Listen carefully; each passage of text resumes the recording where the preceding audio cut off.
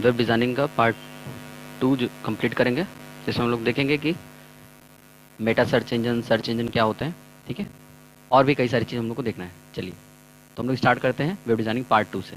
ठीक है, web part 2 में सबसे पहला जो पार्ट आता है वो है web design consideration and principles. ठीक है, इस पॉइंट को समझने से पहले आपको समझना है कि ये कहना क्या चाह रहा है।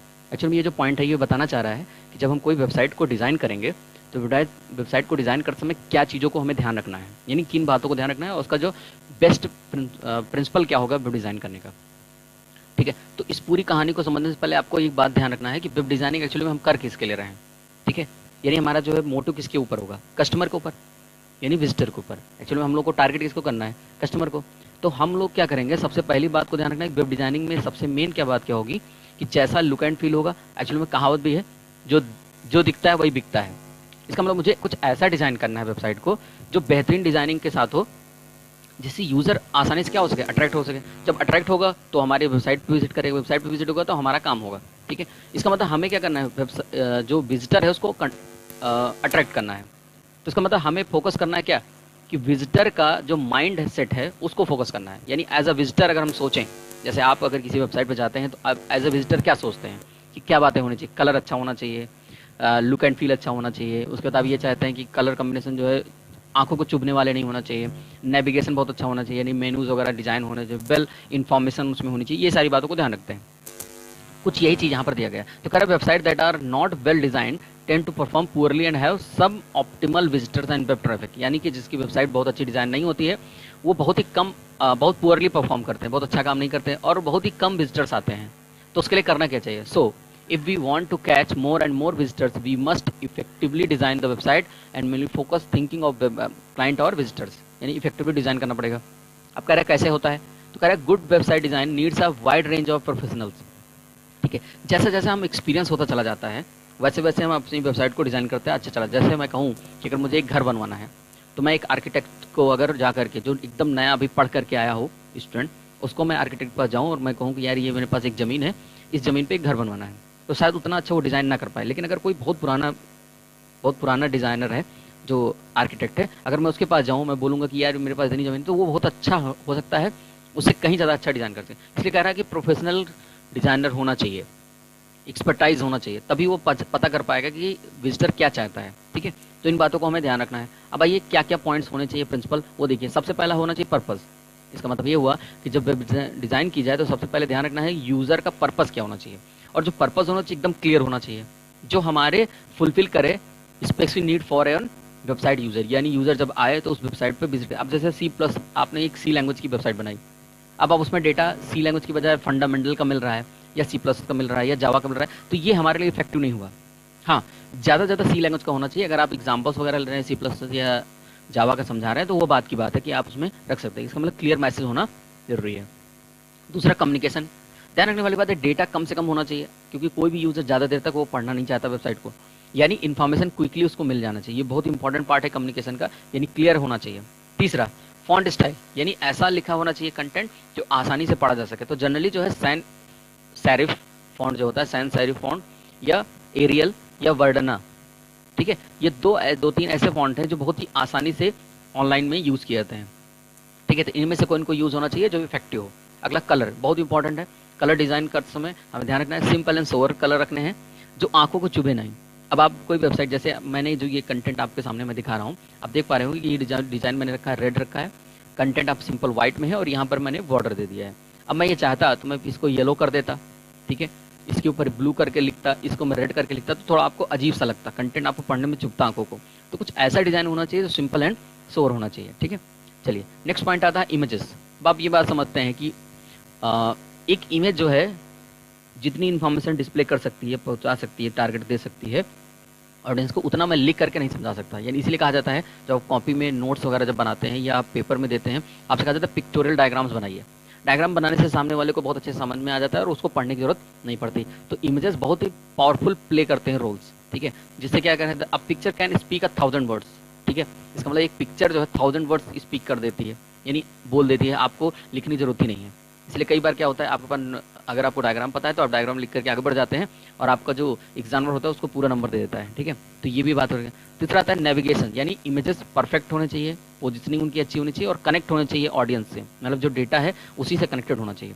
नेविगेशन मतलब मेनूज वगैरह, मेनू सब मेनू कहाँ पर कैसे लगाना है, इन बातों को ध्यान रखना है और अच्छा होना चाहिए। इतना टफ ना बना दिया जाए कि यूजर को ढूंढना पड़े कि इसका जो कंटेंट है किस मेनू में होगा, ठीक है।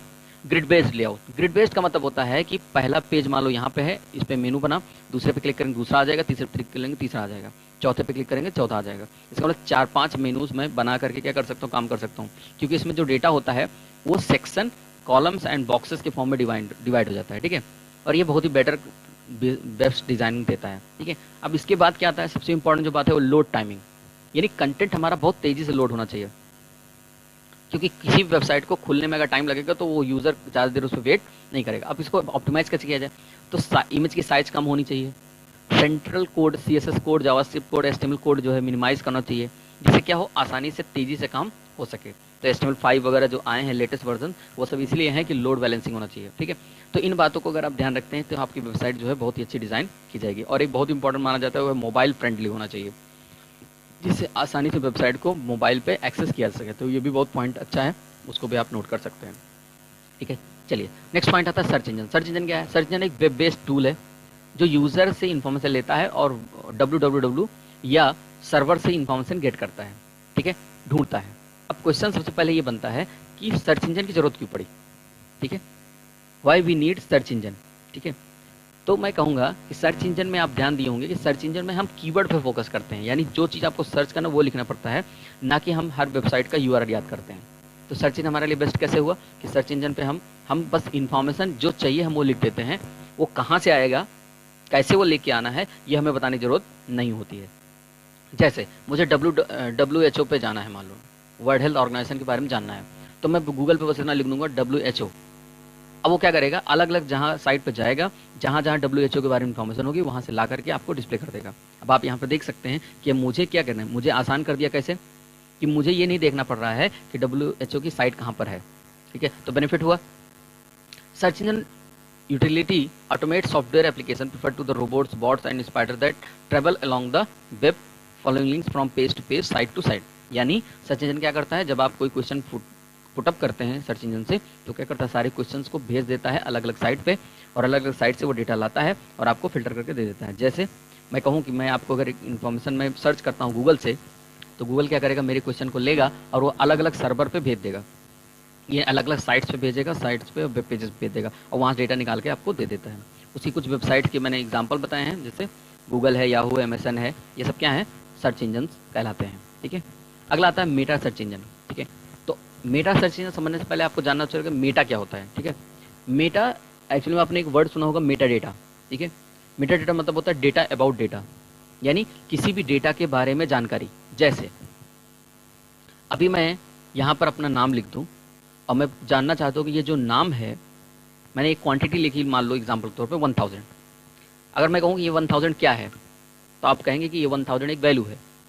लेकिन मैं कहूँ कि ये 1000 एक अमाउंट है, या 1000 एक फीस है, या 1000 समथिंग किसी से रेंट पे मैंने लिया है, रेंट लिया हुआ है, तो ये जो जानकारी है, ये मेरी पॉकेट मनी है, ये जानकारी कौन देगा, उसके ऊपर जो इन्फॉर्मेशन होगी, यानी उसके बारे में जानकारी देने वाला मेटा डेटा कहलाता है।